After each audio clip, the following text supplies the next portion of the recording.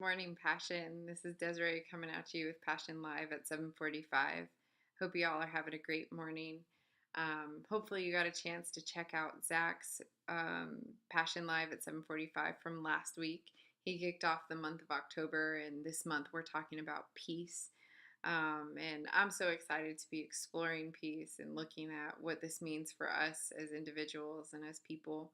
Um, there's a lot of anxiety in our world.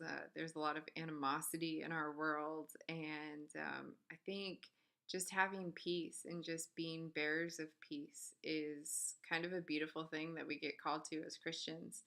It may not seem like it in the moment when we have to hold our tongue or respond differently than what we would like to.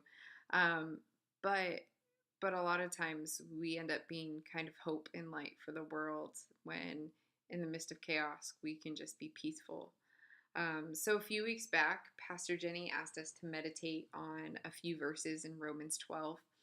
And so I'm going to kind of pull a little bit from that. In Romans 12:18, it says, "If it is possible, as far as it depends on you, live at peace with everyone." And so the first thing that really sticks out to me in that verse is that we have a responsibility. It says as far as it depends on you, not as far as it depends on, another person or that Instagram follower or that person at school. As far as it depends on you, live at peace with everybody. It's not dependent upon, your parents or your teachers or your friends or your family. It's completely dependent upon you.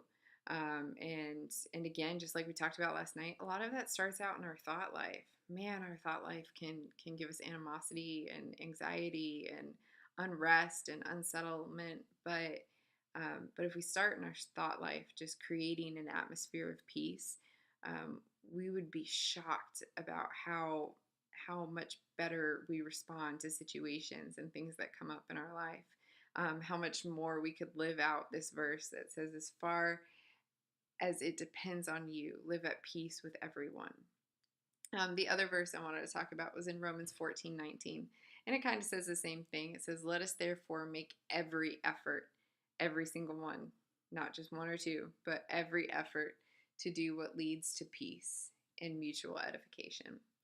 So, you know me, I like to give definitions. So, the definition of peace is, well, the first definition was freedom from disturbance, quiet, and tranquility. The second definition is freedom from or the cessation of war or violence. So, freedom from war or violence, or cessation means the end or the process of ending war or violence. So, peace brings the process of ending war and violence. And and something that really stood out to me in that was that both of the definitions of peace, the beginning of each of them is freedom. You're immediately freeing yourself from disturbance. You're immediately freeing yourself from war and violence. You living at peace with everyone around you immediately gives you a freedom that most people don't have in their lives. And walking with God in peace gives you a freedom that most people can't say that they have. Um, so freedom allows you to focus on what God really has for you in each moment. There, and and sometimes that means not sending some text that you type out. And I've been there. Trust me, I've done it. I've literally typed up like entire paragraphs of a text and just deleted it. Um, because, like it was saying, it didn't edify me and it didn't edify the person I was talking to.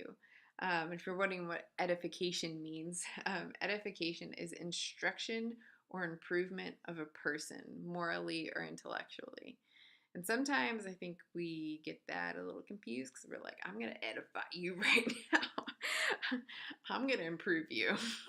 um, but really what that's saying is that if it does you no good and it does them no good, perhaps the text shouldn't be sent. Perhaps the post shouldn't be posted. Maybe you shouldn't send that Snapchat or that private direct message. If it doesn't help you and it doesn't help them, perhaps it should just be left alone. And we get so caught up because we want our voices to matter so bad, and they do. But your voice will matter so much more when it's God's word speaking through you rather than just your own self just talking.